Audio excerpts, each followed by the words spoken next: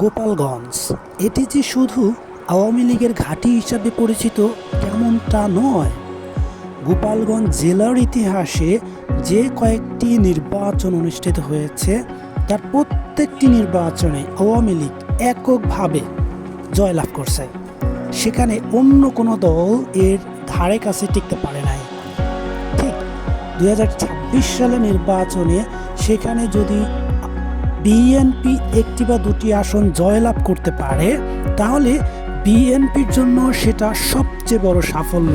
কারণ স্বয়ং শহীদ প্রেসিডেন্ট জিয়াউর রহমান 1978 সালে একবার আসছিলেন নির্বাচনী প্রচারণায়, কিন্তু এখানকার মানুষের তোপের মুখে মঞ্চে ওঠার আগে তাকে হেলিকপ্টার যোগে খুলনাতে নিয়ে যেতে হয়েছিল।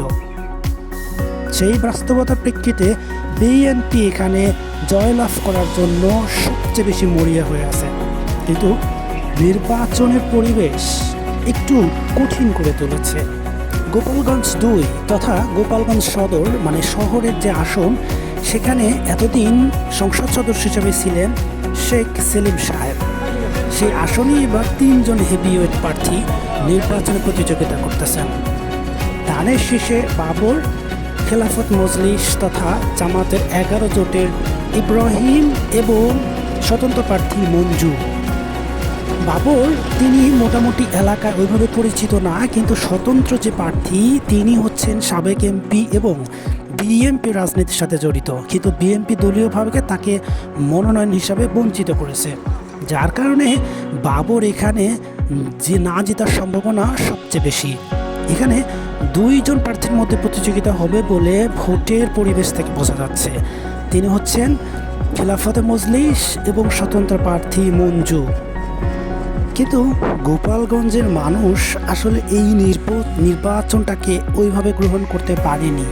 এখানকার অধিকাংশ মানুষেরই একমত, যেখানে আওয়ামী লীগ নেই, যেখানে নৌকা প্রতীক নেই, যেখানে আপা নেই, সেখানে আমরা ভোট দিতে পারি না।